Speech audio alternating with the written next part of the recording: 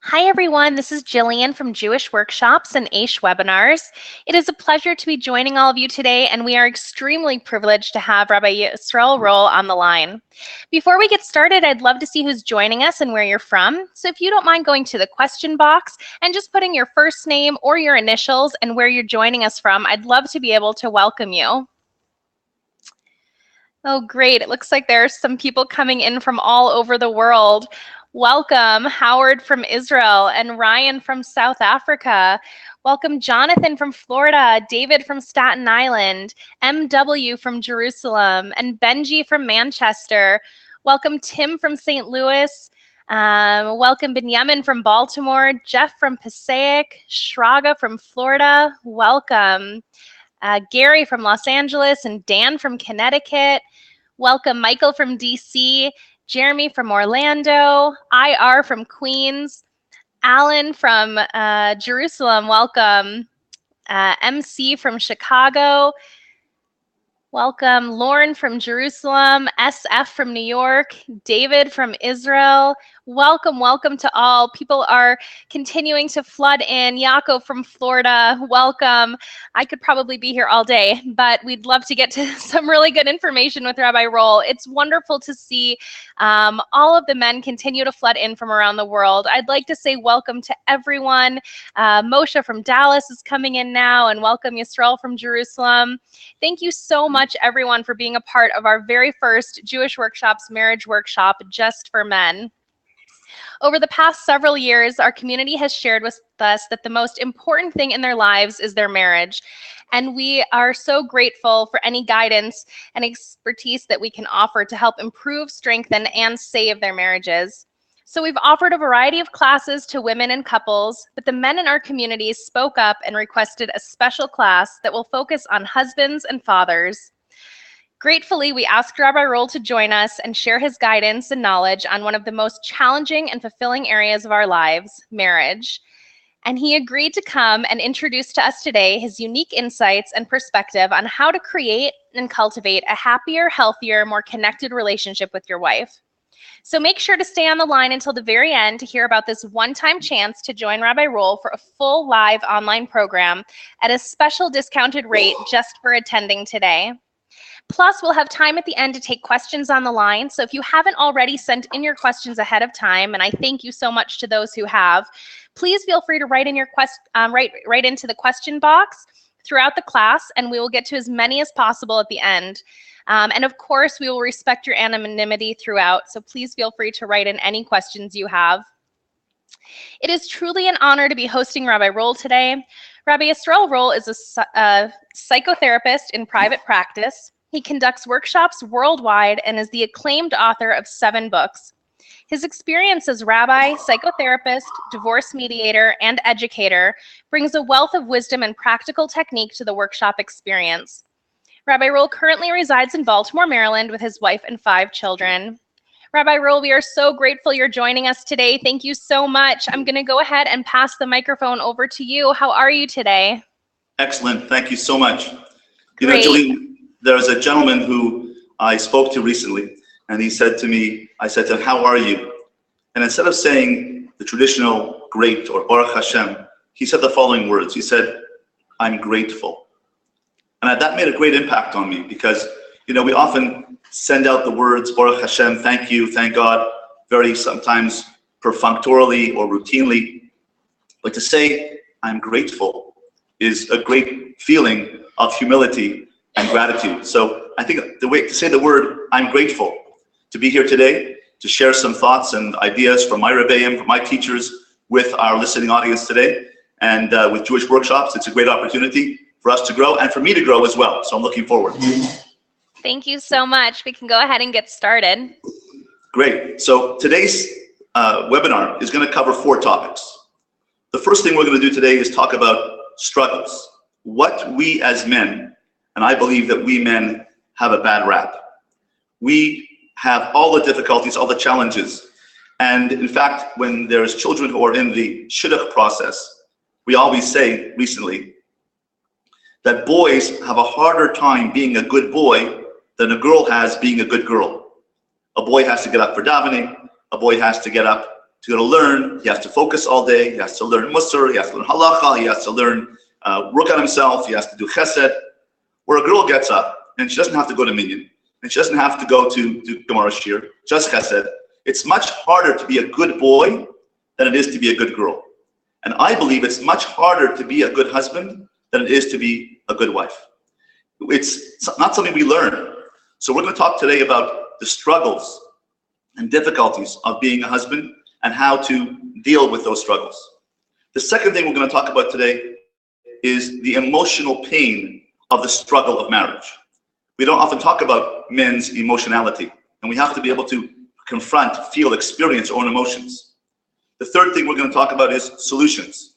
I'm going to propose today a particular overview, a solution of my experience as a psychotherapist, as a lawyer, as a divorce mediator, as a rabbi, to share with you my some 30 years experience of how to handle emotional challenges and the difficulties and conflict in marriage. And fourth, we'll describe at the end the overview of the 6-week program, which I believe requires a lot of effort on our part. If we're committed to work on ourselves and to grow, I think that we can work together over the next 6 weeks to be able to grow as a human being, as a husband, as a father, and as an Eved Hashem, as a servant of God. So therefore, let me begin with the first topic, and that is the difficulties and struggles of marriage. The first one, which I have identified with various feedback from various people, is how do I handle my wife's mood swings? We always know that women are much more emotional, sensitive than men are, and they have mood fluctuations. I'm not casting aspersions at all women, just that we know that women are more emotional and more sensitive than men, generally speaking. So how do I handle that as a man? How do I handle it as a husband? Do I say, stop being so negative, or it'll be okay, or don't worry about it? How do you handle the difficulty of handling our wives' emotions? The second issue that we face as husbands is, how do I understand my wife's love language? According to Dr. Chapman, there are 5 love languages. And we'll discuss this in our course together on how to understand our wife's love language. If I believe that giving gifts to my wife and giving her a bracelet or earrings is what she needs, but what she really needs is words of affection, then we're not speaking the same love language.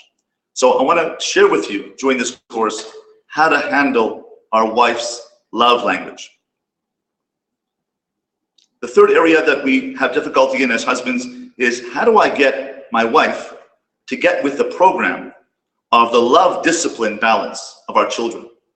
Oftentimes difficulties and disagreements in marriage revolve around the children. How to handle the children. More discipline, less discipline, more love, more laxity, more laissez-faire, more strictures. How do we handle that? And that's a major area of conflict, and we often find ourselves, I believe, arguing in front of the children about the children. And this is a very, very painful process, because the children see our difficulties, see our pain, see our conflict, and they worry. Are mom and dad getting a divorce? Why are they arguing? What's happening to them? This is a very, very painful area of marriage, of how to raise children collectively, jointly. The fourth area I believe that we can come up with is, oftentimes we as husbands are being told by our teachers, our mentors, our Rabbi, get your act together. Your wife is okay, but you have got to get your act together, man. And why is it that our wives are always so okay, perfect, and I have to get my act together? Why can't she get her act together? That's a very painful part of the process. The fifth area that I've identified is, how come I have to be an ATM machine? All I am is a provider of funding, a hard worker, but I never get any appreciation. It comes to be expected that I'm the provider, come home, go out to learn, go out to do my community work. But do I really get appreciated? Once a year I have Father's Day or birthday, but am I appreciated on a day-to-day basis? And this drudgery, this difficulty of every single day going to work, making a living, going out to hunt, to forage out in the forest, to raise funds, to provide for the family, tuitions, mortgage, all the expenses that we have to run a family. The pressure is immense. How do we handle that pressure? Another area is, how come, and this is a sensitive topic, gentlemen, and that's why this webinar is primarily for husbands, is why does intimacy feel like she's always doing me a favor? Okay, fine. Rather than the spontaneous passion, the connection, the appreciation, the connection, the love that we would like to have in intimacy. And of course, how to deal with emotional intimacy, which leads to physical intimacy.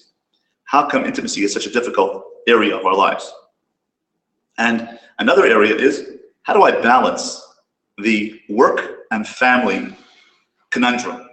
Working, family, that balance is very difficult. Of course, it's difficult for women as well, but we husbands often are, many women are working, of course, and it's a very important thing for women to work and to feel fulfilled in their work and to contribute to the family. But primarily, the husband is usually the greater breadwinner.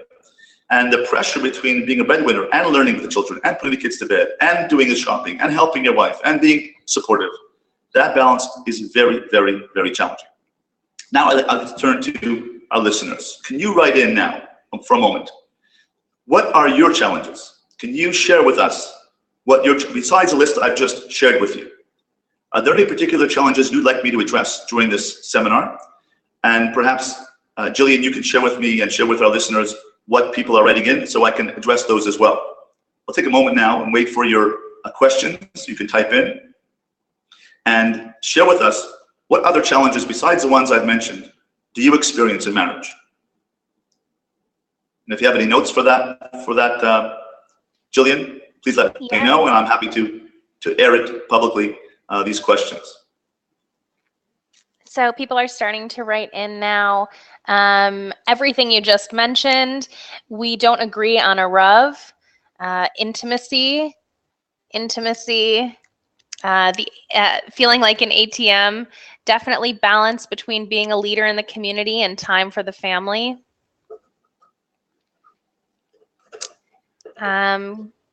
Caring for a wife who is ill later in life. How you handle when she's not understanding you. I feel overwhelmed. Now they're coming in pretty quick. 1 second. Managing the ex-wife interfering with our life. My wife is constantly running away from challenges in our marriage. How do I get her to be committed? We have 5 children. Intimacy when she is in the mood and you're not. I feel very confused oftentimes. I actually have a challenge of being in a blended family with a joint child. Finding time to balance work, learning, exercise, and family time. How to just listen instead of trying to fix her problems. Caring for a pregnant wife. Keeping peace in a large family, 8 children, and not feeling like a slave driver. Managing stress. Why do I feel like I miss her when she goes to work and I can't get a job? How do you balance yourself in the professional life and connect with the little ones once you get home, and the little ones want to talk? Feeling like a failure, raising children without extended family support. My wife doesn't respect me. I feel my wife wants to get everyone around her fixed besides herself. She's afraid of she's afraid of the pain and does not communicate well. We have issues dealing with the in-laws. We're Balei Tshuva, raising from birth children. I want her to stay home, but she insists on working part-time. Dealing with the hurtful physical attacks, especially when she is much bigger than me.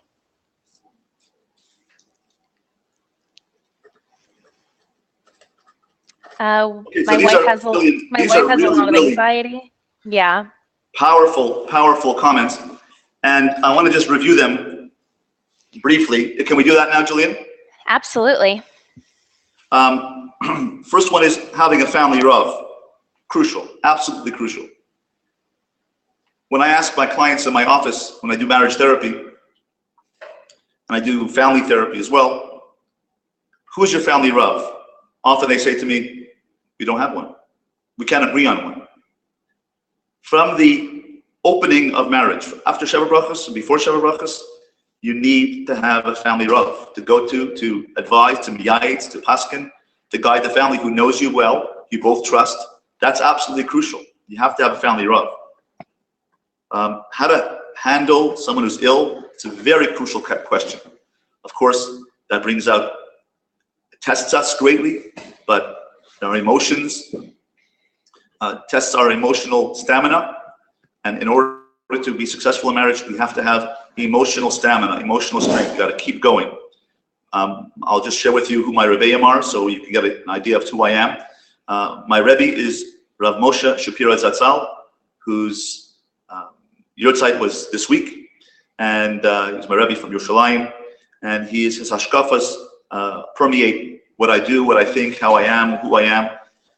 Rav Shraga Neuberger is my Rebbe in Ner Yisroel Yeshiva here in Baltimore, and he advises me with my clients. He's a Rebbe's Rebbe, he's a therapist's Rebbe, and he advises me on different matters.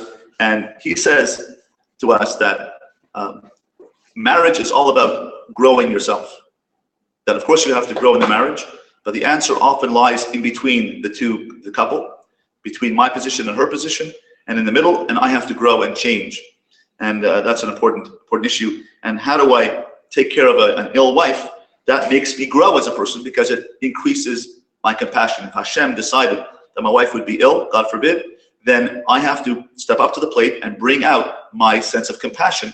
And in that way, I'll grow. It's not a pleasant situation. It's not easy for the wife or the family, difficult, but I have to step up to the plate and grow as a person by becoming a better giver, a bigger person, as Rav Shraga would say, a bigger person. Other issues are how to deal with, and this is a very sensitive topic, talking about intimacy, is how do I handle nida? When a wife gets into nida, in a nida situation. So many men find that very, very difficult to be 12, 13, 14 days without intimacy, and sometimes longer. And that's a very difficult thing. And we have to be able to balance the relationship between the intimacy side and the discussion side, the talking side, the support side. And that's a very important and difficult issue. How to listen to a wife instead of trying to fix her. This is a topic we're going to address in workshop number 3. I'm going to bring before you a couple at workshop number 3, and we're going to talk about how to provide emotional support to a wife and to children. We're going to do it live in real time with a couple sitting here. I'm going to share with you techniques of how to give emotional support. It's something I learned as a psychotherapist, and in that way you have to learn how to give emotional support. It's an art form, it's a technique, it's a style. It's not something that we know naturally how to give emotional support. We usually say, don't worry about it, it'll be okay, calm down. That's not emotional support. We're going to learn how to do that in workshop number 3 of our program. How to deal with in-laws. In-laws, very, very difficult situation. You have to respect in-laws just like we respect our own parents, but it's very difficult to balance. In-laws, we'll talk about that during the workshop and during the sessions. How to deal with an ex-wife and a blended family. Very difficult issues.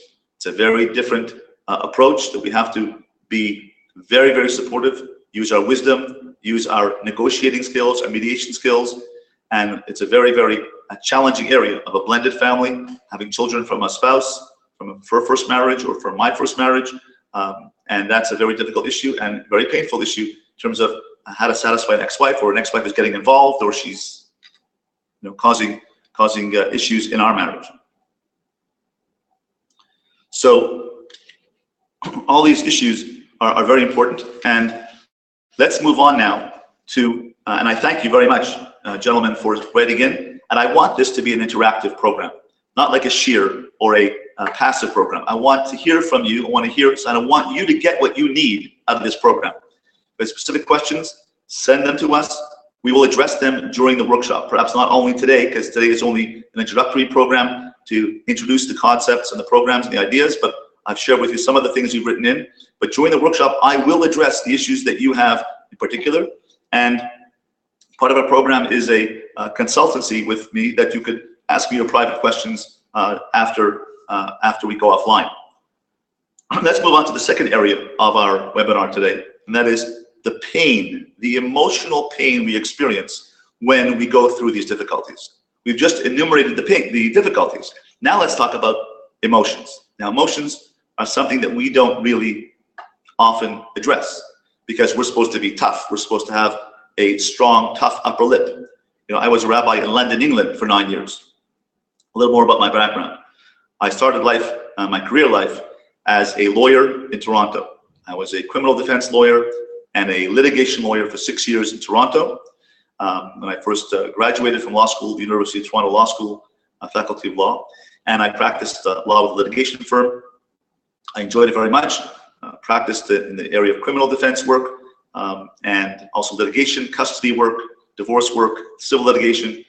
And after a while, when the firm offered me a partnership, I decided to, with my wife, I said, if I take this partnership, I'll know where I'll stay. I'll know my house I'll be living in. I'll know the picket fence I'll be having.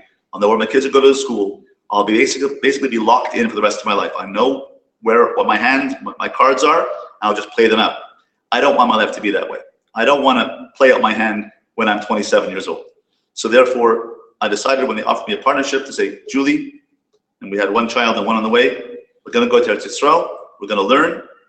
She supported me, and I'm very grateful to my wife for being supportive of me to be able to travel with me to Yisroel to learn, got smicha, and then I got a position as a Rav in London, England.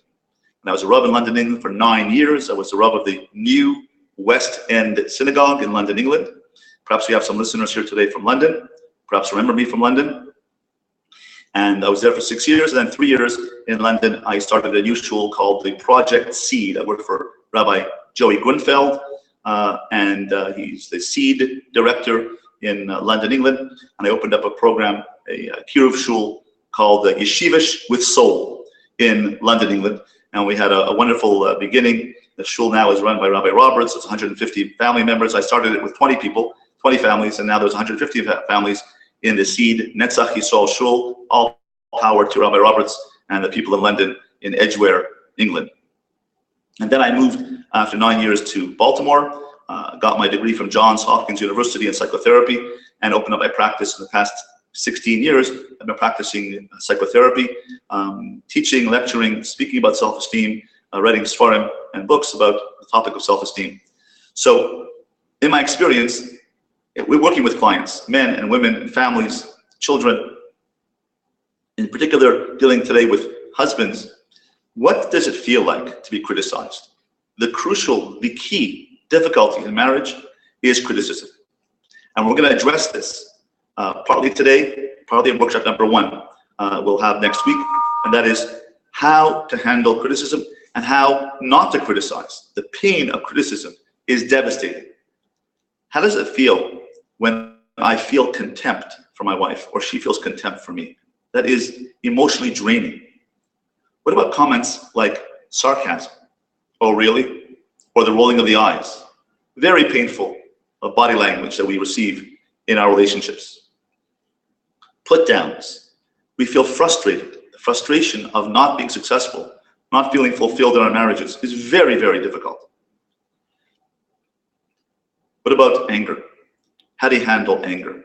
In our workshop, we're going to talk about what is the real meaning behind anger. I'll give you a hint. Anger comes from low self-esteem. If I'm angry at somebody, it's because I am feeling undervalued or unworthy. And therefore I lash out in anger at somebody. Why aren't you respecting me? So the real underlying feeling of anger is coming from a psychological, subconscious feeling of low value, undervalue, low self-esteem, and I lash out because you're not valuing me, so I get angry. And we're going to deal with that in lecture a little bit today, and also during lecture 1 and 2 of our workshops, how to handle self-esteem. And that's a key element that I'll bring up in the solution part of our webinar today. Defensiveness. What do you mean? Let me tell you a story of what happened to me, how I first got into the concept of self-esteem. When I was married for 6 months, and I married, by the way, for 33 years, Baruch Hashem. We have 5 children and 8 grandchildren, thank God, and Cain Yirbu. And I was married for 3 months. And my wife sent me to the store in Toronto, to Loblaws, to buy 50 items. And I got my list, and I went out to buy these 50 items. I got 2 of some things because I didn't want to make sure I got the right thing. I walked around the store. It took me 2.5 hours to find these 50 items. I got everything, and I brought it home, and I put it on the table, and I was so proud of myself. And she went through the list, and she said, "Where are the bananas?" I said, "I spent 2.5 hours finding everything you need at the store, and all you can say is, 'Where are the bananas?' Why are you so critical of me?" She said, "I'm not critical. All I'm saying is, where are the bananas? I want to make you a banana cake." She said, "Where are the bananas?" "I'm not criticizing." I said, "Yes, you are. You're criticizing me. You could have said, 'Fantastic, 49 things, you got them, and now, oh, could you tell me that they not have bananas?' But you didn't say that." And she said, "I think you have a self-esteem problem." I said, "I think maybe you're right." I spoke to my Rabbi. Rabbi said, "You know what?" He said, "Yisroel, you have a self-esteem problem. All she said was, 'Where are the bananas?' And you turned it into some big fight, you know? Like all these fights talk about, you know, did you put the bread in the toaster? And, you know, we end up with World War III. You know, how do you start off with the toaster and you end up with World War III? Well, here we have bananas and turned into World War III, all right? All because I have low self-esteem. So I believe that low self-esteem is a crucial issue. I grew up very, very pushed, criticized, for good reasons, because my parents wanted to make me succeed, but it hurt me and it gave me low self-esteem. And that's why I dedicated my life later on in life to helping people with low self-esteem. So low self-esteem is devastating. It's something which is worse than death because it's worthlessness. You walk around with worthlessness and you feel like a broken person, an empty person. And it's a horrible feeling. So when you get criticized by a wife, if you have pre-existing low self-esteem, you're going to be on the floor. It's going to be horrible. Feelings of rejection. If my wife doesn't want to have intimacy, so I feel rejected. And then sometimes I go into my cave and I stonewall and I don't talk to her for 3 days or 3 weeks. Perhaps you've experienced that before where you don't want to talk. And men do that. We go into our cave, we lick our wounds, and we keep quiet. And the wife feels like, what's going on over here? So, well, I'm just trying to work it out. We work our things out in our minds, but it takes 2 days, 3 days, 4 days. That is really, really difficult and very painful. And by the way, it's not a good thing. We have to learn how to change that. And we're going to do that during our workshop. Body language, negative body language. How do you handle body language or negativity from our wife? It's been understood that the University of California, Dr. Robert Levinson has found that the male cardiovascular system is much more reactive and slower to recover than a female's cardiovascular system. Therefore, when we get into an argument with our wife or a difficulty or a stress, our heart rate goes up, we sweat, we feel weak, we feel flushed. This is called the body-mind. If our mind is stressed, it'll affect our body. It's a controversial topic in terms of science and medicine about how the mind affects the body, but it's becoming more and more accepted that my mood affects my body and I become weak. I become drained, fatigued because of the difficulty and conflict in marriage or an argument with my wife. And that is a very important topic that we experience in the pain we experience in marriage. Now, I'm going to get into a very, very difficult topic. Let's say we've had difficulty with our wife for a number of months or years, or we're newly married and we think, oh my gosh, And many young men come into my office after Sheva Brachos, after a few months, and they say, close the door, and they say, Rabbi, I made a mistake. I married the wrong girl. During dating, she was great, she was upbeat, she was happy, but now she's different, she's changed. I made a mistake. My life is over. Very difficult to have the contrast between dating, the fun, the excitement, the romance of dating, the infatuation of dating, and the reality of living day to day. Very big difference. How to handle that. And here we touch on the topic of expectations. What are my expectations? What are my hopes in marriage? And if my expectations are up here, but my reality is here, if I hope to be here, my mind is here, I want this, but I'm getting this, what does this distance cause?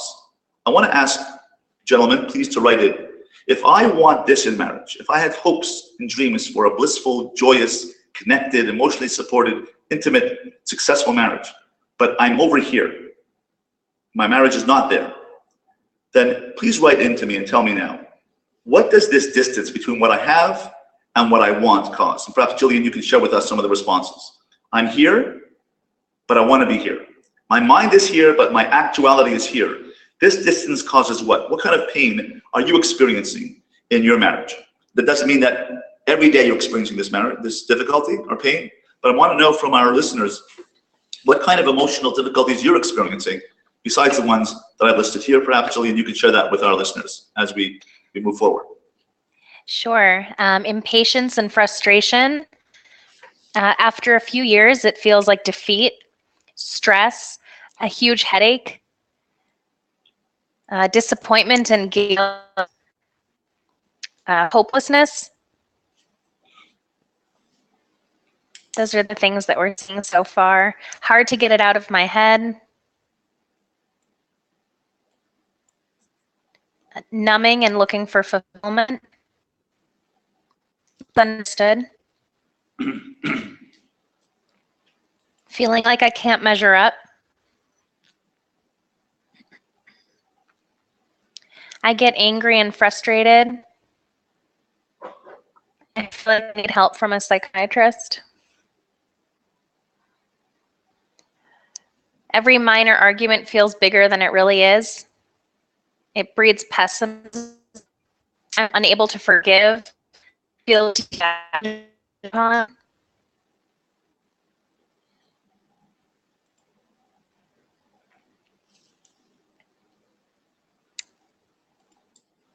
That's what we've got.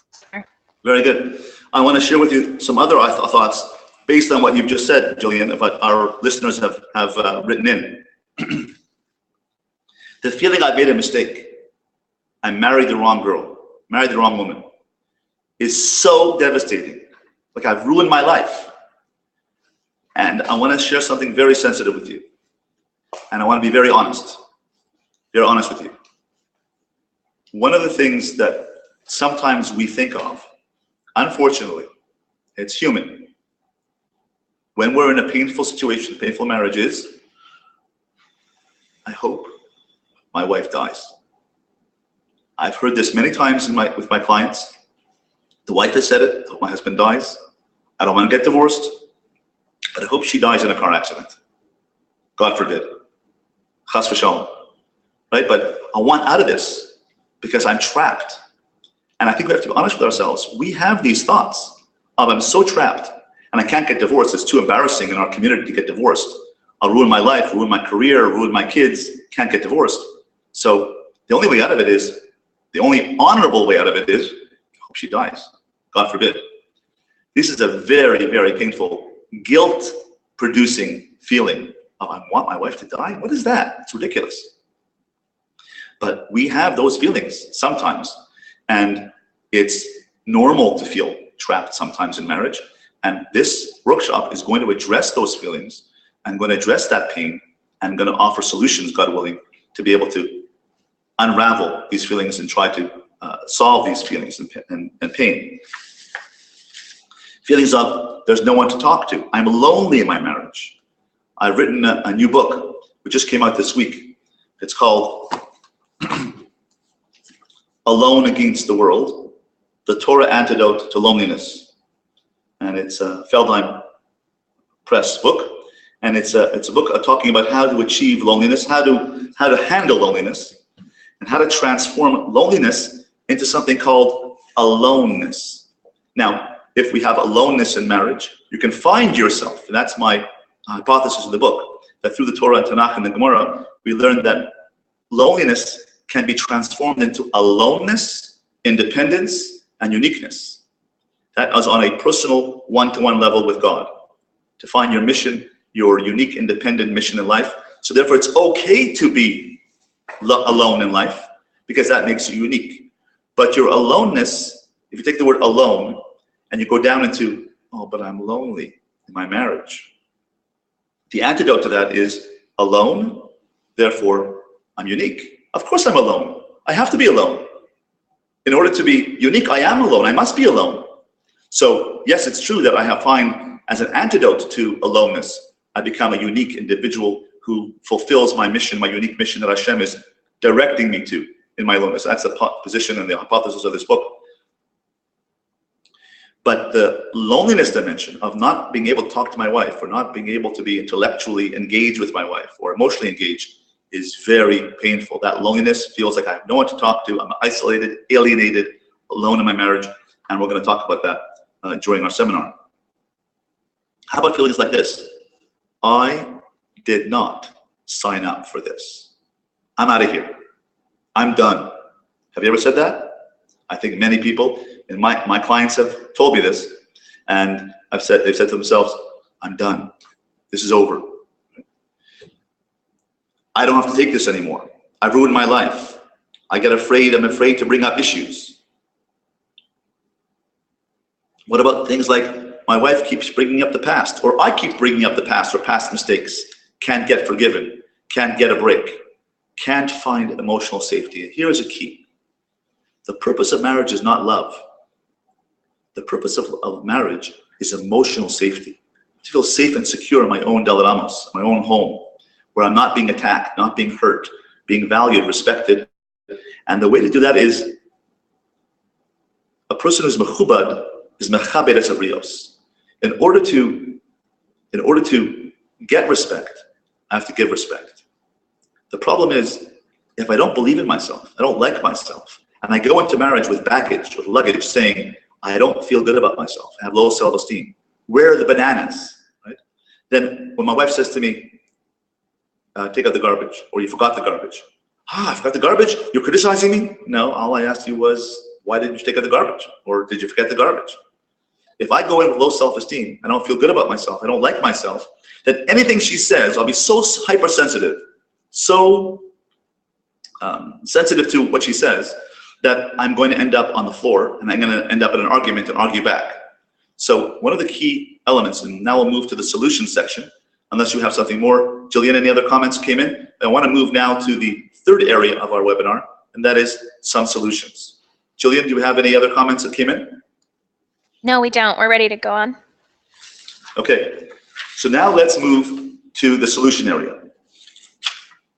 Can we bring up on the screen the figure, the human figure of the wheel, which looks like this, on the screen for our listeners? It's there. Okay. Now, in my webinar, which was so expertly filmed by my esteemed colleague, Avram Klugman, who's an expert videographer, and Askan in the community. And Jeffrey Retches. We designed the Apollo 13 example of how the Apollo 13 astronauts took the problem they had, a lack of oxygen and an oxygen leak on Apollo 13, and figured out how to solve the problem. They took what they had, they took the elements they had, and they solved the problem. So now let's work on solutions. We have to figure out how to solve this problem of the struggles of marriage, the pain of marriage. It's going to take us 6 weeks to go through step-by-step program of how to overcome these challenges. And I've developed something called conscious therapy. It's a new therapy called conscious therapy. A new book coming out soon called Conscious, The Art of Being. And it's based on this book, The Alone Against the World. Also based on my other sefer, called Self-Esteem in the Talmud. You can pick that up on Amazon and at Feldheim. Self-Esteem in the Talmud, where I've figured out that there are three elements, and this is from my Rabbi, Rav Moshe Shapiro. There are three elements that we can work with, that we can find within our toolbox, to master marriage and to have the ultimate toolbox for husbands is to find out who you are.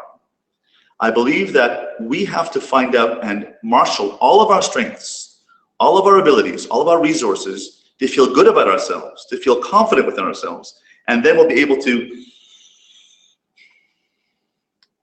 address the issues and solve the problem.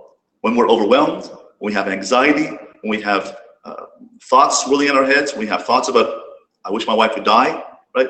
It's not going to be conducive to be able to feel good about yourself to solve the problem. You're just going to be in turmoil. We have to learn how to quiet the mind. How do you do that? So in our seminar, and I'll go into this in greater detail in workshop 1 and 2, is this. If you look at your screen and you look at the three elements, we have the mind, the cognitive abilities, called the wheel of strengths. You have the heart, the emotions of the individual, which is called the soul state. And third, the behavioral dimension of self. If we are aware of these three dimensions of self, my mind awareness, consciousness of my abilities, 2, my emotions, my feelings, and 3, my actions, my behavior, then we will be able to marshal all of these dimensions of self. It's much beyond self-esteem, gentlemen. It's called the self. If you get a hold of the self, made up of these three Apollo 13 elements that we have at our disposal, and learn to get good at them, the art of being, then we'll be able to be conscious and make conscious free will decisions to solve problems with our children, with our wife, with our spouse, with our career, with our finances. But we have to be aligned. Our mind, heart, and actions must be aligned to be able to be a focused individual. If not, if one of these is out of alignment, we're going to be in difficulty. So let's talk about the first one. Cognitive awareness is the wheel of strengths, to be aware of what your strengths are. Can we, Jillian, please bring up the second diagram, which is the wheel of strengths, this one over here, which is called the wheel of strengths. It's up there. This wheel of strengths has 6 dimensions to it. And if our listeners can download it, or perhaps during the seminar workshop, you'll be able to download this wheel of strengths, or you'll be able to draw one yourself. Take a piece of paper, draw a large circle, and divide it up into these 6 sections. And while we're sitting here, while we're working together on this first day of our webinar, why don't we take a look at this and why don't we fill it in, work it on together. Take a pen, your journal, and I want everybody to have a journal. I would like all of our listeners, if you're going to sign up for the seminar and join us, you're going to have to do homework. I'm going to ask you for a commitment of 1 hour a week to commit to do this work. But I believe if you do the work, you are going to achieve something great. Now, I'm going to say this word right now. I'm going to say a very nasty word, but you're going to achieve this word if you follow this program called Conscious Therapy and be committed to work on this. You're going to change your life, change your marriage, right? And the nasty word is, and I hope that you're not going to hold this against me. It's a nasty word. Some people call it a dirty word. I hope no one's going to record this. If anyone says anything to anybody that I ever use this word, then I'm going to have to kill you. Now, are you ready for the word? I make sure no one is listening. Please close all the doors over here. All doors are closed. Good. I want to make sure no one is recording this. And if don't tell anybody I ever use this word, I'm a rabbi and I'm not allowed to use this word, but I'm going to use it only once. Okay, ready? The dirty word is change. There, I said it. Change. We're focused on changing our wife, changing our in-laws, changing our situation. Change begins at home with ourselves. And I'm going to share with you over the next 6 weeks ways in which we can change. What's the Hebrew word for change? Teshuvah. Teshuvah is growth.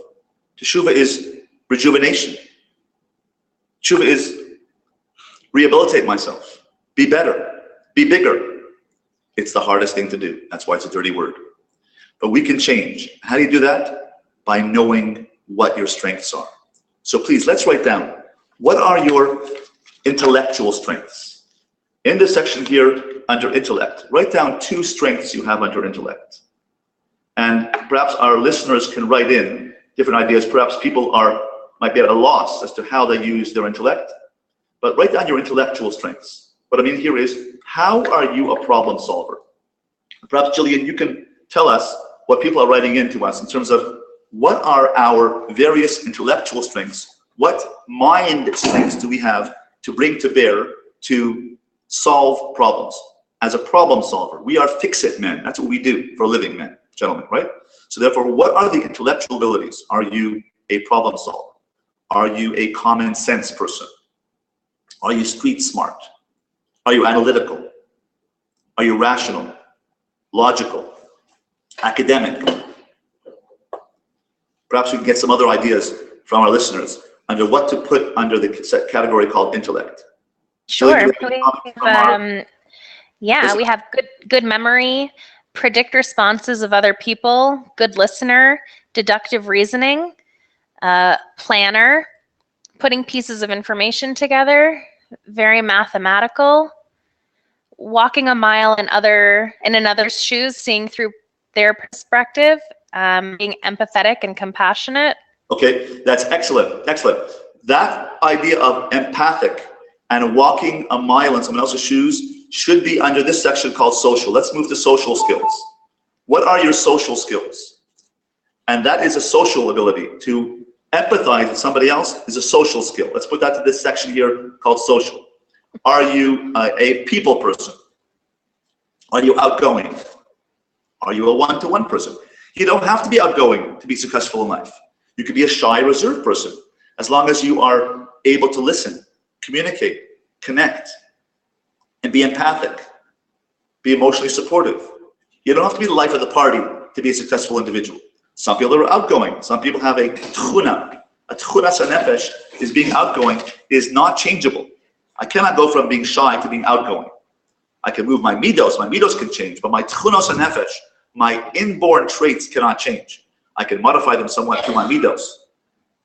So what are your social skills? Are you a listener? Are you a person who would help somebody change a flat tire at 3 a.m? Are you a person who would... Patient came up. Patience is good, excellent, patience. What are your social skills? Are you trustworthy?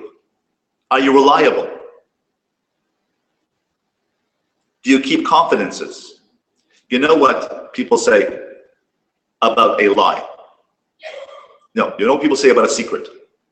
The definition of a secret is something you tell one person at a time. That's a secret. But if you keep a secret, then you're a reliable person. You're trustworthy. What comments can we have from our listeners on what other social skills you have to bring to the table as a husband and a father? Never turn down the opportunity to do a mitzvah. Good listener. I think we've mentioned all the other ones. Excellent. Let's move to personality. Personality means midos. For this section, this is the key of conscious therapy and the key to our workshop of mastering marriage, the ultimate toolbox for husbands. This is the key which will develop over the next 6 weeks. And that is, our midos come from Hashem, from God. God has 13 midos, 13 attributes. He instilled 1 or 2 of them into each of us. He breathed. Vayivra Elokim es Adam b'tsalmo, b'tselem Elokim bara oso, zachar v'nekeva bara osam. Hashem breathed a piece of his tselem Elokim, his godliness, into each of us. That's called the soul. If you breathe in now, gentlemen, let's breathe in. You're breathing in God's breath. God's breathing himself into you, and he's giving you a piece of himself. That's what a soul is. A chelek eloka mimao. A soul is a piece of Hashem. He breathes himself into you every second. Breathe in. If you're conscious, this is called conscious, the art of being. If you're aware that you have God's consciousness within your being, godliness, a spark of holiness within yourself. What is that holiness? What is that spark of godliness within you? That is your neshama, your soul. What is this thing called the soul? The soul is made up of the midah tova that God instilled in you to use and represent Him in the world. So I'll refer to 9 of the 13 midos. Hashem, Hashem. And gentlemen, I want you to write these down. And write down the English explanation next to each one of these things. And tell me what goes under personality. What goes under the section called personality? Hashem, Hashem is consistency. Ani Hashem kodem achet, Ani Hashem achar achet, which means God does not change. If you act with consistency, if you persevere, don't give up, and you don't give up on your marriage. That's why you're here today in this workshop, because you're not willing to give up on your marriage. Things are going to change, because we are going to change. We are going to get a handle on ourselves. We are going to align ourselves. Our consciousness, our heart, our feelings, and our actions are going to be aligned, and then we will be able to be an effective husband and father and deal with the challenges. It's not going to be a magic wand to say, okay, everything's going to be better and overnight, but I'm going to be able to be aligned. I'm going to have equanimity. I'm going to have a sense of groundedness, centeredness to be able to handle life's challenges. That's what self-esteem means. Self-esteem means I can handle life's challenges. That's what it means. So when we have our midos, and the 13 midos of Hashem, 9 of them are, one of them is Hashem, Hashem, consistency. Next one is Kale, Aleph Lamed, Kale, means power. Power to do chesed, as Hashem's power to do chesed, Kale. But it translates into human terms as leadership. Leadership over myself, how to lead my family. Do I have Kale, strong will? Kale. Next one is Rachum, compassion. Are you compassionate? When you act with compassion, you're bringing Hashem's midah of compassion into the world. Hashem operates in the world through you. Our connection to Hashem is through our midos. He breathed His midos into us, particular unique midos into each of us, and therefore if you have Rachum in you, if you're a compassionate person, you're using Hashem's compassion to express God's compassion in the world. That's called dvekus. When you act with compassion with other people, you take the midah, the attribute of compassion God gave you, and you breathe it, you experience it, you feel it, and you use it in your relationships. You're bringing God's compassion into the world.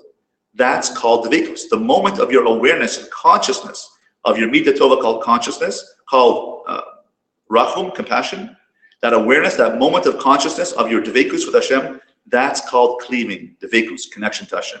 That is how you get close to Hashem.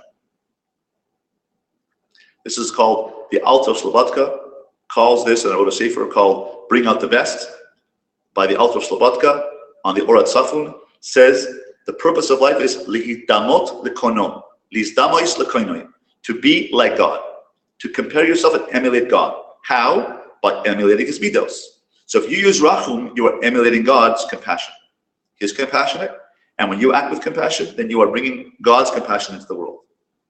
Next one is Chanun, Chain, sensitivity, empathy, nurturing. Are you empathic? Chanun. Erech Apayim, patience, laid back, relaxed, chilled. You combine the two words of chilled and relaxed, you have the word chillaxed. So are you chillaxed? Now, I met one person who was relaxed and patient in the world. I think it was back in 1994.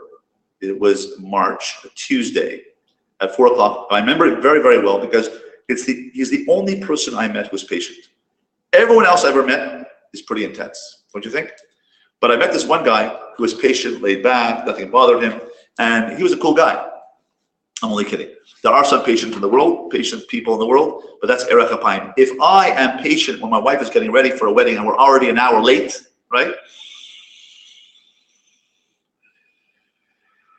And I control myself, and I ground myself with my midah. I'm aware of my midah of patience, and I control myself, and I don't lose it with her.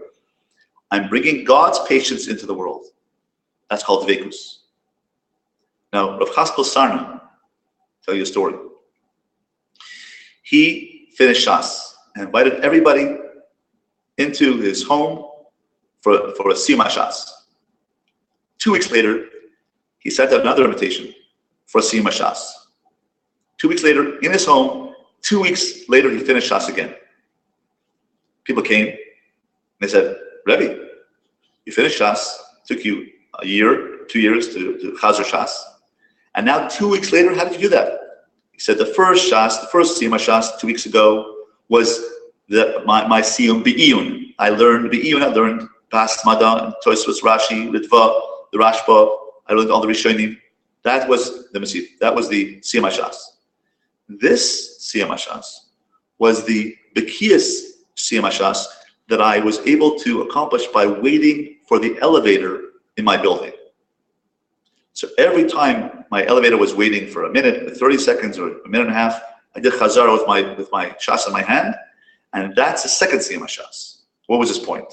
His point was that instead of getting frustrated, angry, losing it with our wife when she's getting ready for a chassid that we are ready for already an hour ago, 45 minutes ago, well, what about safer?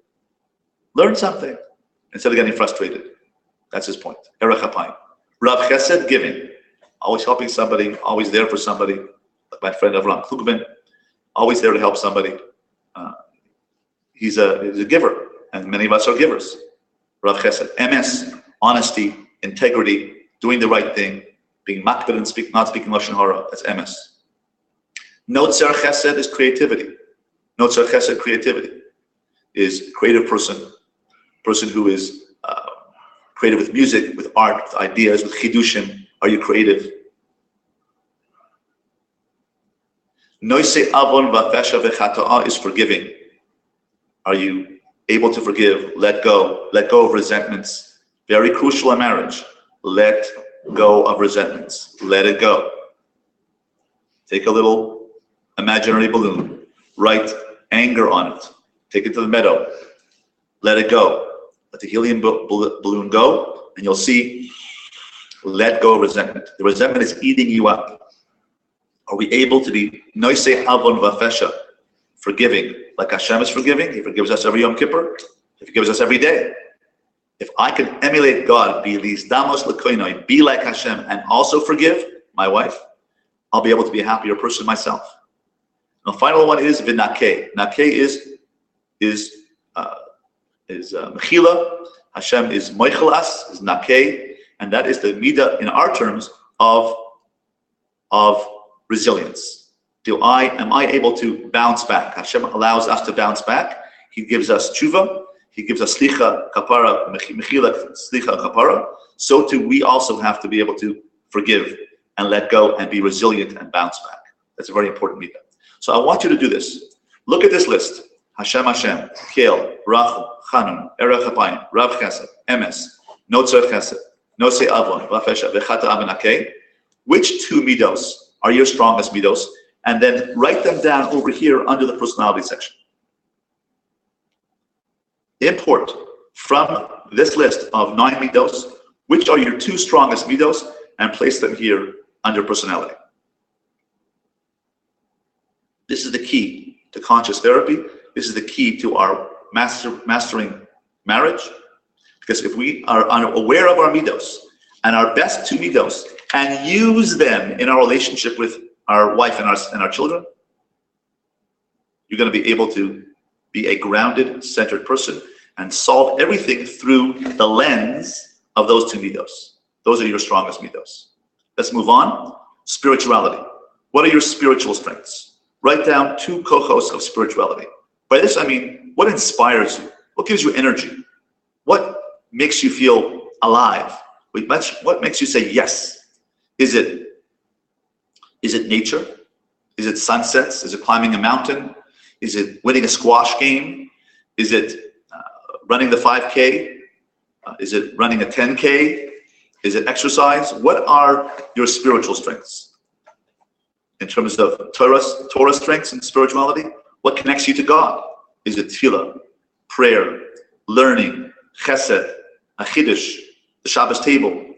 What are your write them down under this section called spirituality. Family. What are your family strengths? What do you bring to the family? What is your unique contribution to your family? Besides providing finances to your family, are you a motivator, encourager, supporter, ideas person? What voice do you have in the family? What is your unique, think about it, what is the unique contribution you make to your family? And this section called accomplishments really means growth. Write down in this section here, not physical accomplishments, but what do you want to grow in? Make this personal. Let's make this workshop a personal growth workshop. How do you want to grow as a person, as a husband, as a father in this workshop? And we're going to address those issues. And I hope that by the end of this workshop series, you'll be able to be aware of what your strengths are. Now, here's the homework that I want to leave you with until we begin our first actual seminar starting next week. Here's the homework. And this will see whether or not you're committed. Because I want to work with people who are committed to grow. But commitment to grow means you're going to have to use to put in 5 minutes a day of homework. Here's what I want you to do. I want you to get a journal. I want you to get a journal, a notebook. And I want you to write the date in it. Today, December 25th. And I want you to draw a circle every day, just like this. And I want you to label each section.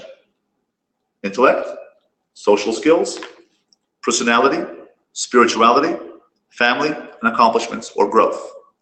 And I want you to write down every single day what you did that day, what you accomplished that day in that area. How did you use your intellect today? By the end of the day today, at 9 o'clock tonight, 10 o'clock tonight, draw a circle. You've done today's, but tomorrow draw a circle and write down how did you use your intellect today in a significant way. Don't say, well, I moved my book from here to there. That's intellect, of course. But I'm talking about using your intellect in a significant way. How did you use your social skills today? Write it down in that section of that circle. How did you use your midos today? Did you use your compassion, your empathy, your perseverance, your patience, your forgiveness, your getting rid of resentment, your bouncing back ability? What did you do today to bounce back? Spirituality. How did you feel connected to Hashem today? How did you feel inspired today? How did you inspire your family today? Family. What did you do with your family? Today is a day off. What are you doing with your family today? I believe I'm going to give you homework. I'm sure you're doing this anyway. I'm not telling you any chiddush.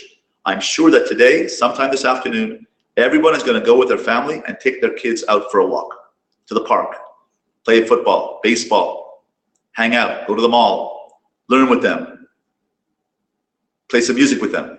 I'm sure everybody, every father here that's listening today is going to take 1 hour this afternoon and take out one child or take out your wife. Go for a walk. Commit yourself to take half an hour, and spend time with your loved one, with your wife, with your children, and connect, spend time, invest time. That's part of your homework. And lastly, in the area of personal growth, what did you do that day, December 25th, December 26th, December 27th, December 28th, each day following, in your journal, write it down. Did you write down how you grew that day? Did you work toward achieving your goal of personal growth that day? If you monitor your growth, this is called journaling. And one of my mentors, Rabbi Dr. Abraham Twersky, tells us that journaling is crucial to personal growth. Rav Wolbe, in my Sefer, Self-Esteem in the Talmud, in the back section of the Sefer, I've translated Das Atzmenu. And in the book, I took Rav Wolbe's Das Atzmenu, and I translated it into English, and I created a 15-step program called Das Atzmenu. And I translated Das Atzmenu of Rav Wolbe in Ali Shur, and he talks about the 14th step is journaling. And he brings it from Chazal, that we have to journal and record our personal growth. That's Atzmenu of Rav Wolbe. So it's not just a psychological, psychobabble idea. It's brought down in Chazal. We have to journal. And if you want to pick up some more tips as we prepare for our seminar, my book available on Amazon.com is called Like Yourself and Your Spouse Will Too. This is the key to conscious therapy. This is the key to mastering marriage. The ultimate toolbox for husbands is how to like yourself. If you like yourself, you love yourself, you value yourself. And the other sections that we're going to talk about are in our program are emotional support. How to get into your emotional self. That's the homework I gave you was for the wheel of strengths. That's the wheel that we just drew. That's the wheel of strengths. The second technique, which we'll get into next week, is the soul state. How to emotionally connect with yourself. How to get into your emotional equanimity. How to calm your emotions. It's called the soul state. You get a sneak preview of it by picking up the book, Like Yourself, and your spouse will too. It's in there. And thirdly, how to achieve behavioral equanimity. How to make good choices. How to make good choices in the real world is the third technique. So we're going to go through all of these dimensions in greater detail during our workshop, and perhaps we could hear now some ideas of how we can get involved in making this happen by working on this program together.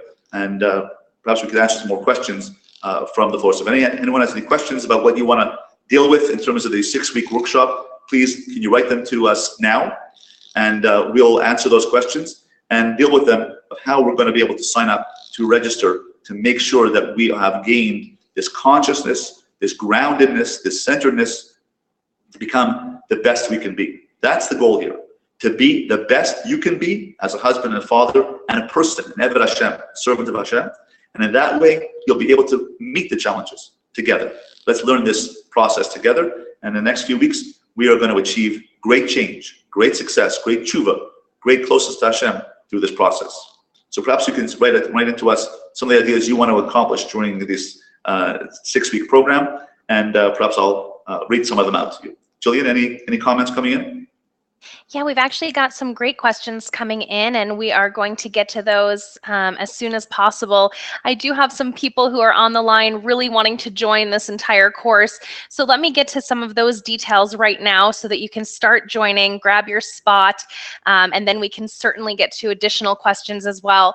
I do encourage everyone to continue putting in your questions, and we will go ahead and answer those as soon as possible. I'm going to let you know how you can join the continuation course so that you can continue working with Rabbi Roel week after week. As he mentioned, it's going to be a 6-week course, and let me tell you exactly what your journey is going to entail. Week 1, we're going to talk about the art of emotional support. In this opening workshop, we will meet a young couple who will model the art of emotional support that is essential for husbands to learn. Life lives in the world of emotions. When you become emotionally intelligent, you'll be amazed how much happier you will be, and it is in your best interest to learn this. Followed by learning your wife's love language. The key to a successful marriage is not reducing conflict or having common interests. The key is to restore friendship in your marriage and make your wife into your best friend, as she used to be when you were dating. Rediscover what makes your wife happy, fearful, stressed, and what are the color of her eyes. When you are in touch with what your wife is feeling and thinking and rediscover how to appreciate her, you will be building emotional intimacy, which is the foundation of an emotionally intelligent marriage. In week 3, like yourself and stay married. The main barrier to a successful marriage is not the fact that spouses annoy each other. Rather, the main issue is that we cannot restrain ourselves from criticizing our wives or from responding to their criticism. In this workshop, we will learn how to stop criticizing as the key to shalom bayis. How? If you learn to like yourself, then you will drop the need to control or correct your wife. And if you like yourself, then you will not feel the need to respond to her put-downs or defend yourself. In week 4, creating positivity and happiness, the pressures of everyday life, making a living, in-laws, balancing your learning schedule with kids' homework, exercise, the Mets and Giants with family life is not overwhelming. It is impossible. In this workshop, you will learn how to control your temper, not lose it with the kids, and create an atmosphere of positivity and happiness in your home. Next, power struggles and conflict. If you look at your wife with respect, you'll be willing to learn from her and share in the decision-making. This will take the power struggle out of the marriage and allow you to be an involved, connected husband and father. You can agree to disagree about certain ongoing issues and still have a good marriage. Solve the problems that you can and accept that you have a difference of opinion about certain things. And finally, teamwork and motivating children. Learn how to work together with your wife to motivate your children to be your allies in running the family smoothly and efficiently. Learn evidence-based techniques of behavior modification to motivate kids toward academic and social success. Each ongoing class will be live and interactive, allowing you to get your biggest questions answered and stay completely anonymous if you choose. They will all take place on Wednesdays at 9 p.m. Eastern, and our first class is starting next week, Wednesday, January 3rd. But don't worry, if you can't attend a class live, a recording will be available to you in your own personal membership area 24 hours after the live class takes place, and you can listen to that and download it at your convenience. Plus, in addition to the 6 full weeks of ongoing live classes, you'll also get a personal phone consultation with Rabbi Roll to get your questions answered and be guided through your marriage journey. Plus, 60 minutes to serenity. Learn how to make friends with life's challenges and make them work for you. If the purpose of life is happiness, then experiencing challenges will make you unhappy and annoyed. But if the purpose of life is meaning and personal growth, then life challenges will help you grow. And finally, a 3-part audio series called Subconscious Success. This provides hands-on techniques and exercises to gain self-knowledge. Mindfulness and relaxation exercises help you access your subconscious mind and will help you put your finger on your self-esteem button to enable you to gain consciousness and make good life decisions. As you can see, Rabbi Roll will be walking you through all aspects of marriage, family relationships, and your own personal growth journey. You'll have one-on-one support throughout this program and will have the unique opportunity to get your personal questions answered that you haven't been able to get answered previously.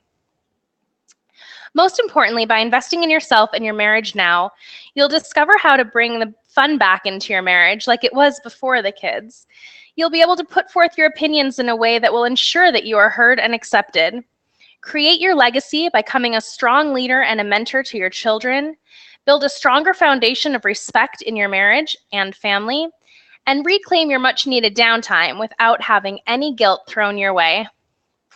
As I mentioned in the beginning, we listen to all of our members' requests, and together with a one-of-a-kind mentor and experienced marriage counselor, Rabbi Roll, we are finally able to offer the guidance you need and deserve.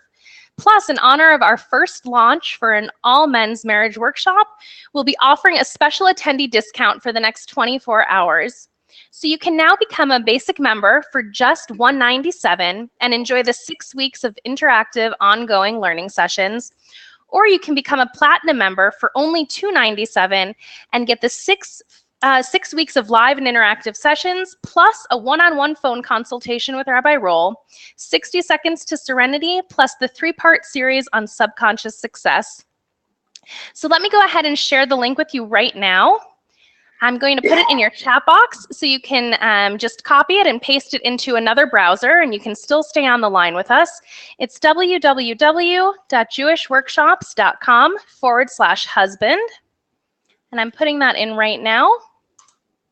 Okay, so you can go ahead and copy and paste that into another browser. Stick with us on the line, of course, while you're signing up so you can continue to get your questions answered and listen to others being answered as well.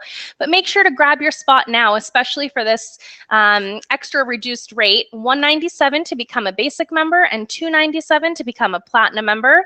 Of course, there are payment plan options available as well when you click to register, so you can go ahead and take advantage of that too. And then when you have registered, if you don't mind just coming on back, putting your first name and the words "I'm in," or you can put your initials and the words "I'm in." I'd love to be able to welcome you to the community. And of course, we are trying to keep the community as intimate as possible so that you can get your questions answered, get personalized solutions.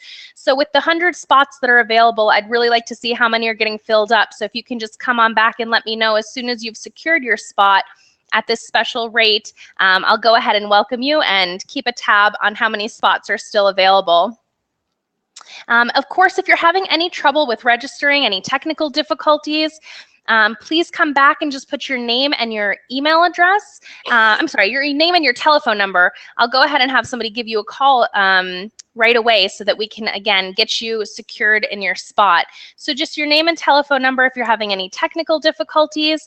And let me go ahead, the website one more time. So the URL is www.jewishworkshops.com/husband, and I'm putting that in there one more time for you.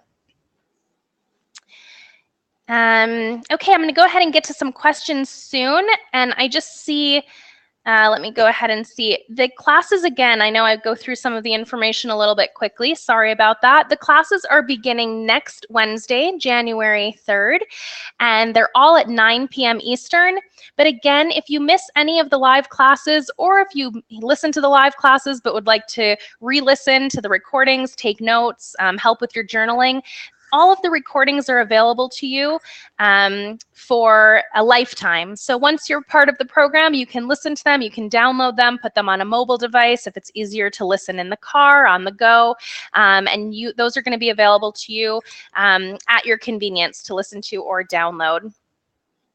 So let me go ahead and get to some of these questions as well. Okay, I see people are actually starting to join already, so let me go ahead and welcome our brand new members. Welcome, YY. It's great to have you. Welcome, Adam. Welcome, Ari. Great. Okay, so as you continue to sign up, please come on back and let me know. And if you are having any difficulties with registering or have additional questions, please go ahead and just put your name and telephone number right here in the chat box, and we'll give you a call as well. So Rabbi Roll, we are getting some questions. Can we go ahead and repeat the English personality traits? There are some people that just missed that list. Okay, very good. So if we look at our wheel of strengths, this is under the cognitive area of our awareness of what our strengths are. These are the three components of self: cognitive, emotional, behavioral. This is under the cognitive area, the wheel of strengths. Becoming aware, consciously aware of your strengths: intellectual, social, personality, spirituality, family, and growth. Under the personality section, this is the midos section. I'll repeat now the 9 of the 13 midos of God that he instilled in each of us. Number 1 is consistency. You can call it consistency, perseverance, or never giving up. That's number 1. The second one is power, leadership, strong will. It's also known as strong will. If you're a strong-willed person, a driven person, ambitious, focused, that's under the second category of strong will, kale, leadership, power. Third area is compassion. Compassion means taking care of someone's physical needs. That's what rachum means. Rachum comes from the word rechem, which means womb, usually the purview of women, but women have children, and therefore they have rachamim, they have sensitivity and love for the child, compassion for the child because they carry the child. But men also have that. And Avraham Avinu, Abraham, had rachamim under the category of chesed, of giving. Fourth category is graciousness, empathy, sensitivity, nurturing, called chen. Chen means warm, nurturing, sensitive, empathic individual. That's empathy. Fifth area is patience. Laid back, chilled, relaxed.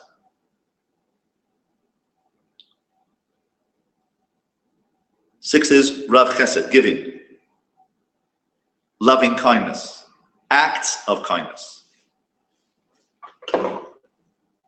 Self-sacrifice. Next category is emes, honesty, integrity, doing the right thing, acting by the book, a straight shooter. Next category is creativity, creative with ideas, creative with music, art, family projects, creative outings with your children, creativity. 8th category is forgiveness, letting go of resentment, moving on with your life, live and let live. And the last category is called minake, resilience, able to bounce back, pick yourself up. Life has its hard knocks, and we have to be able to be resilient, pick ourselves up, and keep moving. Just listened to NPR radio on the way over here this morning, and they were interviewing the former coach of the Cavaliers, who's now coaching in Europe. And the announcers could not even pronounce the name of the team in the Turkish league that he is coaching in. They said to him, "So coach, so how did you feel? Let's walk through that idea of what happened when you got fired by the Cavaliers." So the coach said, "You know what, Joe? I'd rather not. I don't want to go back to old stuff. I want to move on. I could sit back there and I can review and mull over and review all the bad stuff that happened and all the hard knocks I took. But what point would that be? I don't want to go there. I pick myself up and I'm doing what I want to do. I want to coach basketball. So I don't want to do it in Europe, but I'm doing it in Europe because that's what I want to do. So I pick myself up and that's where I am." So I said to myself, that's a guy who's got resilience. He had a knock, he lost his job, but he wants to be a basketball coach, so he found a job somewhere, and he made it happen. It was in North America, it was in Europe. Okay, he did it. That's resilience. Any other thoughts coming in, Jillian? Great, thank you so much. Yes, we have some additional questions coming in. I just want to take a minute to welcome Moshe and welcome AG. It's great to have both of you here. And I do encourage, I see some people having a couple difficulties technically. Sometimes the website just gets a little bit slow when a lot of people go all at once. So please just come back and put your name and telephone number. I'm happy to have somebody give you a call to help you register over the phone to make sure you can get your spot, as I mentioned, at the reduced rate today. Rabbi Roll, I have a question that came in. If a wife is a deep emotional person and the husband is not, how can one be able to grow in this area to be able to understand the wife's emotional needs and connect with her on her emotional level if that's not a trait the husband currently has? Excellent question. We're going to be dealing with this in our first lecture when we have a couple here. It may be the second lecture, but we're going to bring a couple here to display how to portray, how to show emotional support. There's a way to do it. There's a technique how to do it. But basically, it goes like this, that even if I am not an emotional person, but the point of marriage is, as someone wrote in saying, put yourself in someone else's shoes. So even though I'm not an emotional person, I care about my wife so much, or my child so much, that I want to know how they're feeling. So tell me how you're feeling. What's going on in your heart? What are you feeling right now? I don't have to be an emotional person to ask my wife the question, what's going on? How are you feeling? What's going on with your life? Oh, that must be tough for you. So even though I may not be an emotional or emotive person, I still am a person who cares about my wife. And the way to care about your wife is to ask her how she's feeling. What is that like for you? That must be very tough. So that's an important. There's a YouTube video called "The Nail in the Head." Check it out. We call it "The Nail in the Head." I think I'll play it at one of our next seminar on how to give emotional support. So let's see that. Don't look at it. I'll play it at our seminar, and it talks about how to give emotional support. But you don't have to have that trait yourself to be able to care, to want to make your wife into your friend. I mean, you care about a neighbor, you care about a charusa, someone who's not doing well. So just ask them, how are you doing? Do it with sincerity, genuineness, and that way you can show that you can be empathic, even though you yourself are not a naturally empathic or emotive person. Great, thank you so much. I want to go ahead and answer your question, AL. All of the classes are, again, taking place on Wednesdays at 9 p.m. Eastern. And as I mentioned, it starts next week, January 3rd. So we want to make sure everyone is registered and ready to go by next week. And then we do have some additional questions as well. The 6-week course is going to take place, as I mentioned, on every Wednesday. But as an additional bonus to your Platinum package, you also do get that one-on-one phone consultation with Rabbi Roll. So there was somebody asking about that. When you become a Platinum member, and I can go back to that slide just so you have it in front of you. When you become a Platinum member, you get the 6 full weeks of live classes plus the additional one-on-one phone consultation. The MP3 of 60 Seconds to Serenity, plus the 3-part series, which is pre-recorded, so you can listen to that at your convenience on subconscious success. And that's all for just $297 when you register now for that special attendee discount. Okay, Rabbi Roll, it looks like on the heels of this last question, what if the husband is more emotional than the wife? Many of the things you said about us husbands actually applies to my wife. She's upset for days, not talking, not forgiving. How do I handle that? That's an excellent question. I think that one thing she can do is sign up for the Jewish workshop with Mrs. Rigler on jewishworkshops.com. Mrs. Rigler has a fantastic program which assists women and wives. It's called the Gesher Wife, the Kesher Wife, and she gives insights every week on how to be an emotionally connected wife.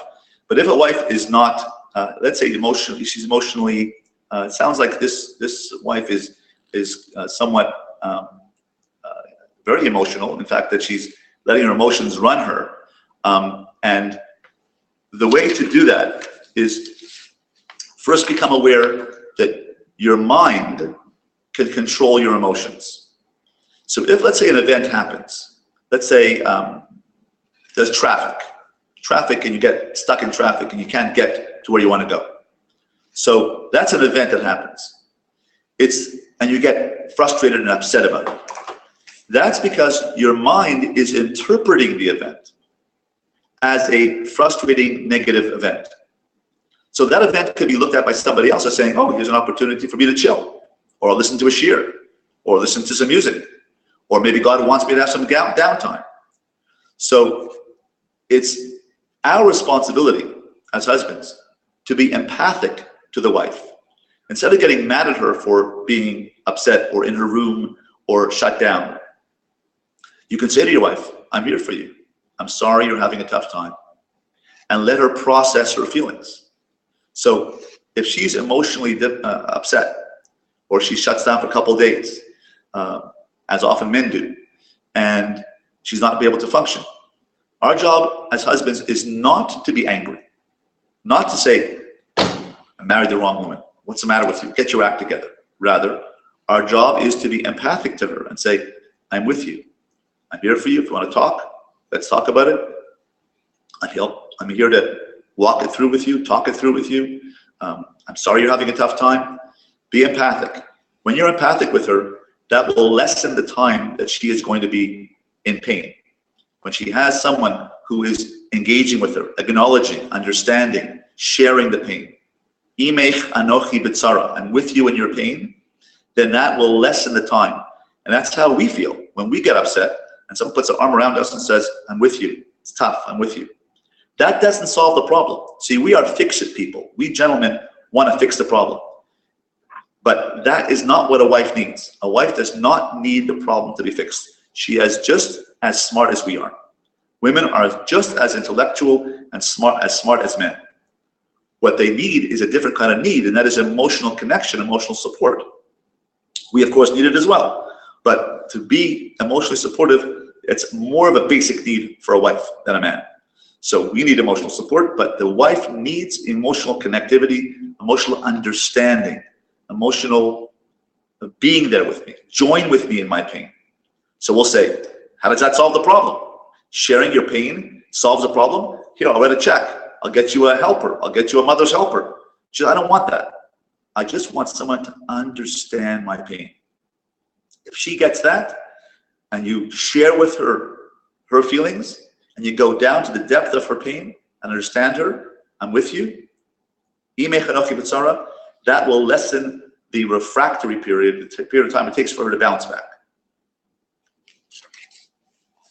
Great, thank you so much. I have several more questions coming in. Let me just take a minute to again welcome our newest members. Welcome Michael, welcome Shalom. Wonderful to have both of you. Welcome Yaakov, and welcome ZS. Okay, let me go ahead and continue on with these questions. We're getting some really great responses. So thank you everyone who is continuing to participate. This is such a wonderful program. Rabbi Roll is really nailing everything on the head right now. So again, I encourage you, if you continue to have questions, come on and put them in. We'll be here for another little bit. So I want to make sure we can get to as many questions as possible. Rabbi Roll, we had somebody write in ahead of the class, if something is bothering me and I decide not to say anything to keep shalom bias, how do I process those feelings of hurt, anger, resentment so that they don't come out through a back door and end up blowing up in our faces? Okay, that's an excellent question. We cannot bottle up our feelings. It's not healthy for us to bottle up our feelings. I need to be able to write down my feelings in my journal. Say, I'm feeling pretty lousy today. I'm feeling frustrated today. Writing out your feelings is very important. That's one way of getting them out. You could try the primal scream. Go to a forest and scream it out. Right? You can run it out. Go for a run. Go play tennis.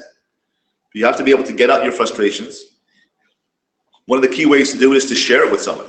You've got to share it. If you can't share it with your wife because it's the wife who's hurt you or experienced difficulty with your wife, then share it with your best friend. Share it with your chavrusa. Share it with your Rabbi. Share it with a therapist. This program that we're developing here will encourage you, if you're having difficulties which are not soluble right now, to engage with a professional therapist, to be able to engage in these details. Now, I'm a professional therapist, a licensed therapist, and I can help you with these details. And it might take something more than that. But this program will give you the techniques, the hands-on techniques that you will learn in therapy as well. It might take hands-on face-to-face therapy with husband and wife together in a room with a professional therapist to deal with the issues and to put them on the table and to learn the actual real-time techniques. I'm going to give you the techniques. I'm going to ask you to practice them with your wife, with your children, as you go through this program. So I'm going to give you real-time, hands-on, practical techniques and ways and styles of the ways in which we can deal with marriage issues that you will encounter in the counseling room as well. However, it may take, and I want to make this disclaimer, it may take something more than this program. I'm going to give you ideas. I want you to practice them over the next 6 weeks and put them into practice and try them and see how things go. You can call me and we can talk about them as we go along. But it may require in your hometown face-to-face, real-time therapy to actually get to the hard facts because sometimes you need a husband and wife in the room together at the same time to be able to hash out some contentious issues. Great, thank you. I want to go ahead and welcome Avi. He also wrote in one of the nicest things. He said, "Thank you so much. I'm looking forward to continuing on this journey. One of the greatest things about the workshop today was the realization that other men have experienced similar feelings to my own." So welcome, Avi. It's great to have you. And I just think that that's so nice that you shared that. And I'm sure that there are so many on the line too that are feeling the same way. We're looking forward to joining you as well and continuing on this journey together. Absolutely. I believe that this concept is called universality, that when other people realize that they're not alone in this, that all men face these issues from time to time in their marriages, ups and downs. I think 85% of marriages go through some difficulties. There are 15% which are, match made in heaven.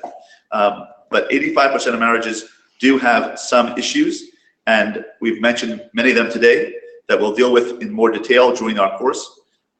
But it is definitely something which is universal, that we're human, we have challenges, and part of marriage is to grow. The purpose of marriage, Hashem put us together, two different people, two different backgrounds, different cultures, so to speak. Even if you're both Ashkenazim or both Sephardim, you're two different cultures. You're from two different cultural backgrounds in your families, so the way you do things. Family does one thing one way, experiences Shabbos one way, experiences family outings one way, conflict one way. Even if you're both Ashkenazim, you're still two different cultures. If you're both Sephardim, two different cultures. It doesn't have to be an Ashkenazi-Sephardi marriage to have, say, oh, we're two different cultures.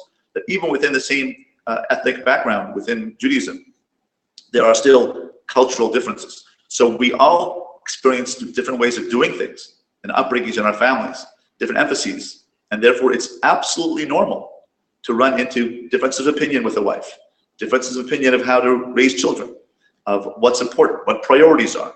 And these things need to be mediated, negotiated. But if you have equanimity, if you are grounded, if you are settled within yourself, you're not going to lose it. I'm going to teach you how not to lose it when you're facing a difficulty or a challenge in marriage. First, it starts with yourself. Many marriage courses talk about communication skills. We'll deal with that. Emotional support. We'll deal with that. But the chidush of this program, the novelty that I want to bring to the table here in this Mastering Marriage workshop is that it has to start with you. And with my experience in counseling, I've developed this conscious therapy idea that you have to be conscious of yourself and be in control of yourself and grounded within yourself and feel good about yourself, like yourself, and your spouse will too. And therefore, this is, as someone mentioned, this is the journey. I like that idea. Because what is a journey? In the Torah, it says, Lech lecha, go to yourself. So the Meforshim asked, Sefer HaChasidim asked the question, what do you mean, Lech lecha? It should say Lech, when Hashem said to Abraham, go. So go, Lech el artzecha. Go to a land I will show you. Why does it say Lech lecha, go to yourself? And the translation is go for yourself. But it really means Lech lecha, go to yourself. On your journey, you're going to discover yourself. That's the point of and the purpose of this workshop. That is, Lech lecha, go toward yourself. Self-discovery, self-awareness, self-strength, resources. What are the strengths and resources that I have? You have innate worth and value. God gave you innate value just by being here. And you have competencies. And because life is challenging, life has gotten in the way. Kids, job, financial difficulties, job difficulties, workplace politics, sibling rivalry, parents, aging parents, stuff goes to in-laws, money issues, stuff happens. And therefore we are challenged. If we are the instrument of Lech lecha, go to yourself, strength, you ground yourself, you'll be able to have Yishuv Hadas, which means calm mind, a calm sense of self, to be able to face and handle the challenges. That's our goal in this 6-week program. Excellent. Thank you so much. I want to go ahead and welcome David and welcome YR, welcome MS, and I just missed him, sorry. And welcome, Mark. Great to have everybody here. Those spots are filling up fast. So let me go ahead. I have the link right up on your screen right now, but I can go ahead and put it back into your chat box to make sure you can just copy and paste it. It'll be easier for you. It's www.jewishworkshops.com/husband. In case you're on the phone, I can repeat that too, listening in. And Rabbi Roll, we had a question come in. Before we got married, my wife was my best friend. After we got married, she did a complete 180, yelling and screaming at me for no reason. What happened, and how can I get her to show me affection like she used to? That's a very, very important question. And I alluded to that earlier on in my earlier presentation, that sometimes when you're dating, you're in an infatuation stage, you're in the chemistry stage, you're all dressed up, you're ready to go, nothing is really challenging you. So, first of all, when we are dressed up and we go on dates and we go out on 8 dates and 9 dates and 12 dates and 14 dates and we get engaged, everything's blissful and beautiful, it's because you're not really challenged. You can talk about the challenges. What will you do if this happened? And what do you do when you get stuck in traffic? So the wife will, or the dating couple will see each other under a minor stressful situation. But you're not really dealing with any real stress when you're dating. It's nerve-wracking to date. You want to make sure that it goes well and make the chasana right and the engagement right and the invitation right. And is it embossed or not embossed? Is it green or blue or purple? And what color the flowers are? That's you can call that stress if you want to. That's not real stress, right? The real stuff happens when you come home from Sheva Brachos, how you do things, how you approach things. So it could very well be that your wife or you or us, we have something called expectations in our mind, unstated expectations of what blissful marriage would be like. And when life comes down to real brass tacks and you say, "Hi dear, what's for supper?" That's when the husband comes home and says to the wife, "How was your day?" And she says, "Okay dear, what's for supper?" To us, gentlemen, because we're making supper. So we say, "So what, will you help me with supper? Will you help me with the kids?" So if she has certain expectations and you have certain other expectations, well, neither the twain shall meet. So therefore, we have to sit down and discuss, sit down with your wife and say to her, what are your expectations? What were you hoping for in marriage? What is frustrating you? Put it on the table. Why are you upset? Why are you angry? Now, I mentioned earlier that anger is coming from low self-esteem. So she might have low self-esteem. She might need to go to therapy to develop her self-esteem. You might need to go to therapy together. Listen to this course and see any ideas that come up to see how you can handle it. But the first thing you ask your wife is, what is bothering you? I want to know what's bothering you. Let's talk. When we were dating, things were great. We had a great time. We were in chemistry with each other. It was fantastic. Now you're not happy. Tell me why you're not happy. I want to know. How can I help you? That's empathy. I want to understand you. Let me understand you. Help me understand what is going on here. So the first thing is be honest, be open, and ask her what's going on. I want to understand you. Is there something that I'm doing that you're not happy with? Would you have expectations I'm not meeting? Right? I can discuss that together.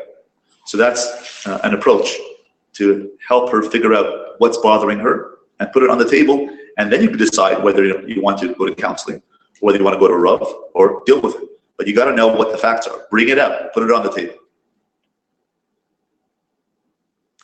Thank you very much.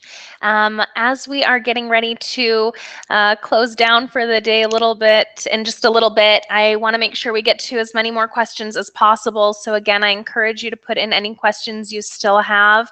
I have a couple here that I want to get to still. And before we close, please make sure that you get your name and phone number right into the question box. If you still need help registering, I'd like to be able to give you that call right away so we can make sure you secure your spot. And let me get to this question before we are ready to go. Rabbi Roll, can a couple in their 30s have a marriage with virtually no intimacy? Somehow we get along, even like each other, but there is no physical intimacy other than some obligatory evenings. What can we do? There seems to be a lack of interest on the woman's part. Okay, this is a very, very important issue. Obviously, intimacy is the glue of a marriage. I think intimacy is a methodology of bringing emotional closeness in a marriage. So if a wife's not interested, first issue is, I believe, is she not emotionally connected? It could very well be that she does not feel emotionally connected, and that you might have to work on greater emotional connection, emotional understanding, as we'll talk about in our first opening lectures, the workshops, number 1, 2, and 3, talking about emotional support. She might need emotional support, and her expectation perhaps might have been emotional support, and maybe she's not getting it from you.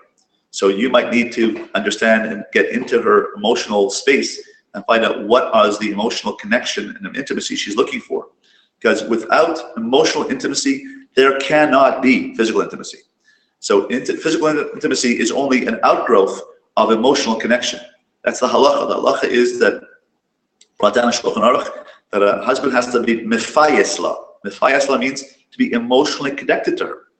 So therefore, that's men are not needing emotional connection in order to be intimate, but women are, and therefore women need a good lead up, a strong lead up of emotional intimacy before they can feel open enough, safe enough, emotionally connected enough to be able to be intimate.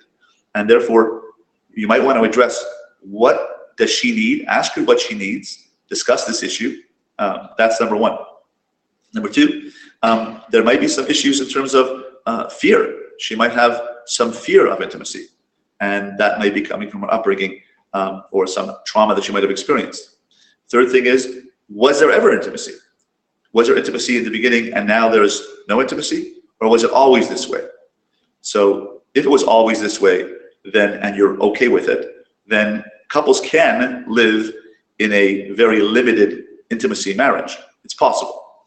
If they both have that expectation, they both don't have strong intimacy needs in terms of physical intimacy, and they can get along without intimacy. It's based on the couple's decision.